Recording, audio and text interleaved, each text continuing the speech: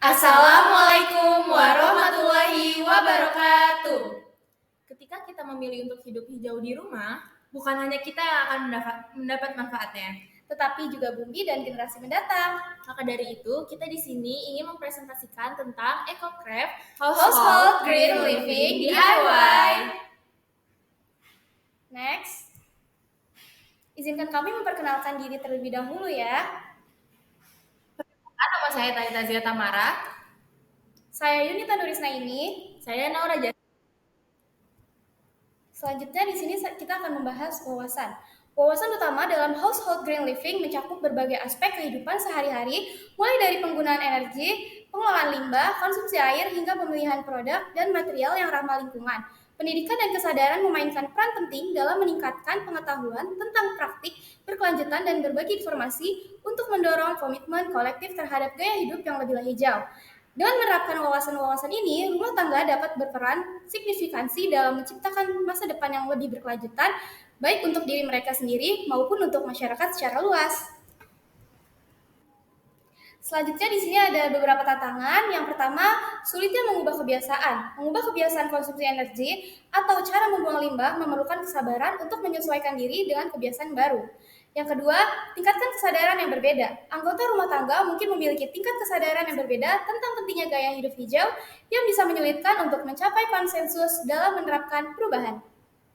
Selanjutnya akan dilanjutkan oleh teman saya. Selanjutnya ada solusi potensial.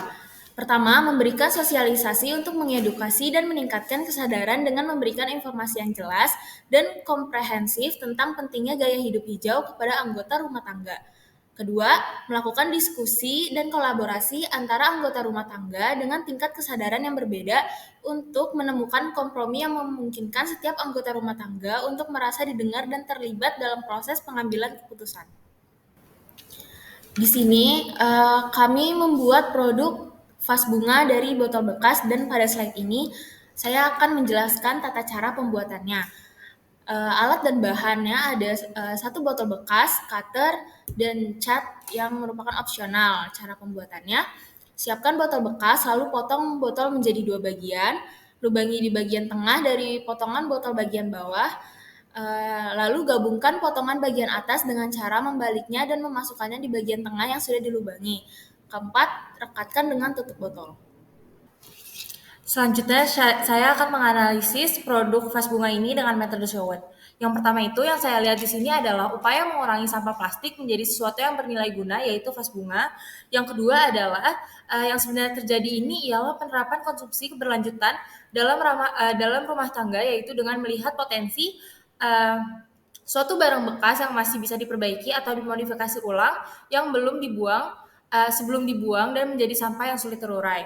Yang ketiga itu, hal ini sangat berhubungan dengan kehidupan rumah tangga untuk menghemat pengeluaran dengan memanfaatkan botol bekas, maka anggota rumah tangga tidak perlu mengeluarkan biaya lebih karena untuk menghias atau mendekorasi rumah tangga ini karena botol bekas bisa dicari di mana saja dan hal ini sangat bermanfaat untuk lingkungan sekitar jika dilakukan bukan hanya oleh satu orang karena bisa mengurangi yang sulit terurai. Yang keempat itu, kondisi ini terjadi karena adanya kesadaran lebih oleh anggota rumah tangga untuk menerapkan hidup ramah lingkungan. Yang terakhir adalah hal yang bisa kita lakukan ialah terus berinovasi untuk menciptakan suatu produk yang lebih kreatif dan mengajak lingkungan sekitar untuk melakukan hal yang sama dengan menjelaskan berbagai manfaat yang akan didapat jika menerapkan hidup ramah lingkungan. Sekian presentasi dari kami. Semoga ilmu ini bermanfaat bagi kita semua. Kurang lebihnya mohon maaf. Wassalamualaikum warahmatullahi wabarakatuh.